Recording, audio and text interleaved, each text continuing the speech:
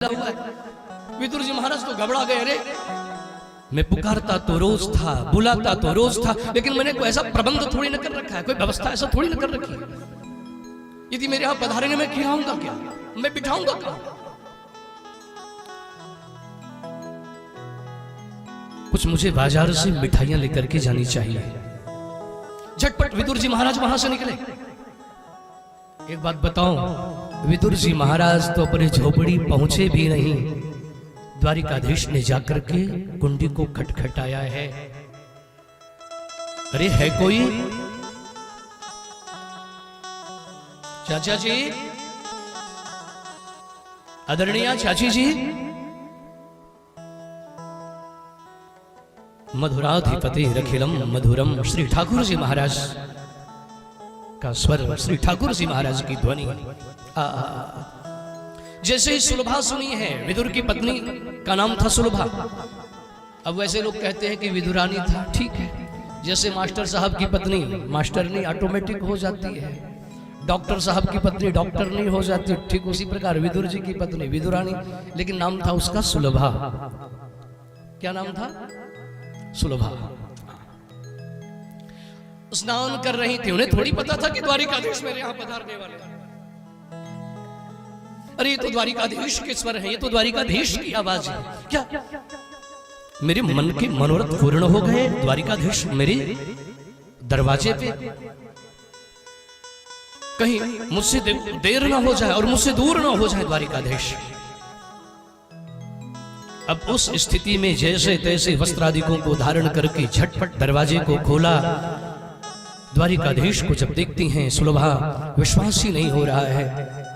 आइए ना, आप कब तक यूं ही खड़े रहेंगे? आप बैठिए ना, पधारिए ना। हम लोग तो निरंतर आपकी चर्चा करते थे, निरंतर आपका गुणगान करते थे, रोज बुलाते थे, रोज चाहना होती थी आप कभी मेरे यहां पधारेंगे।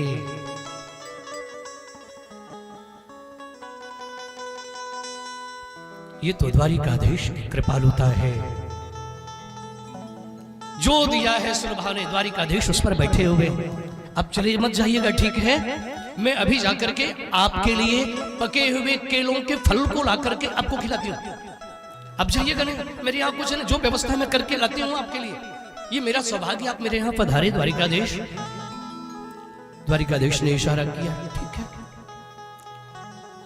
आदरणीय सुलभा गई हुई हैं, कदली वन से पके हुए केले के फलों को लाई हुई हैं। 2 पत्तल लगाया है अपने सामने, एक द्वारिकाधीश के पास है, एक अपने पास है।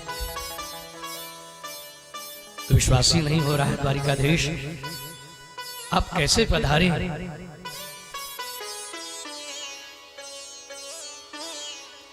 आपके चरण कैसे मेरी झोपड़ी में पधारे? माता जी कैसी हैं? पिताजी कैसे हैं? बातों में डूबी हुई सुलभा खूब बातें कर रही हैं। बातों में डूबे हुए द्वारिकाधीश खूब बातों का उत्तर दे रहे हैं, लेकिन एक बहुत बड़ी गलती हो जा रही है। जानते हैं क्या? जानते हैं आप लोग? अरे जो केले का छिलका रखना चाहिए था सुलभा को अपने पास, वो अपने पास न रख करके वो द्वारिकाधीश के पास रख दे रही है। हाँ हाँ, और जो द्वारिकाधीश के सामने पत्तल है, उसमें जो रखना चाहिए था केले का गुदा,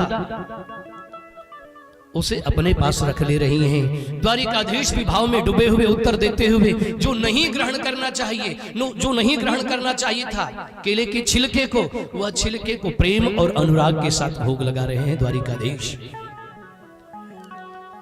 इधर विदुर जी महाराज ने जब आकर के वहां के दृश्य को देखा, आंखें बड़ी हो गई।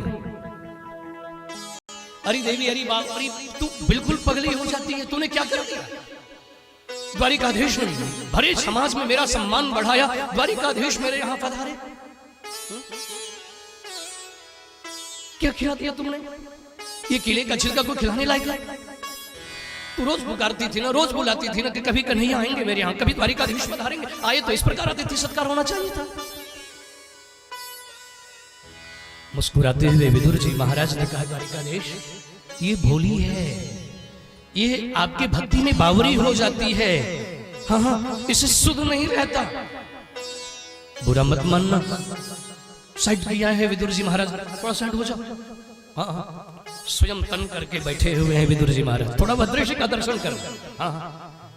और विदुर जी महाराज जो बाजार से मिठाइयों को लेकर के पहुंचे हुए थे, निकालते हैं, सामने रखते हैं, आप इन्हें इसे ग्रहण करें, आपको बड़ा अच्छा लगेगा। जब ये केले के छिलकों में आपको इतना स्वाद आ रहा था तो ये अत्यंत स्वादिष्ट मधुर लगेगा। विदुर जी महाराज जब ग्रहण कराते हैं, द्वारिकाधीश ग्रहण करते हैं, भगवान के मुख की गति थोड़ी धीमी हो गई। हाँ हाँ, कोई बहुत जल्दी जल्दी भोजन कर रहा हो और वह गति कम हो जाए तो तुरंत अंतर हो जाता है, महसूस होने लगता है ना। विदुर जी महाराज ने कहा कैसा लग रहा है द्वारिकाधीश? उत्तर नहीं दिया द्वारिकाधीश। कैसा लग रहा है बताइए ना। द्वारिकाधीश ने कहा अच्छा तो लग रहा है, अच्छा तो लग रहा है, इसका मतलब।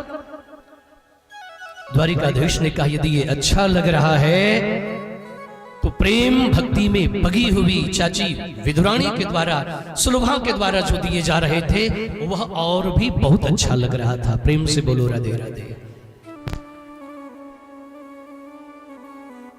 इसका मतलब यह नहीं कि विदुरानी का महत्व बढ़ाया सिर्फ द्वारिकाधीश ने। सूरदास जी महाराज ने तो बड़ा सुंदर कहा, अरे सबसे ऊंची भजन नहीं गाऊंगा। हाँ, इसलिए क्योंकि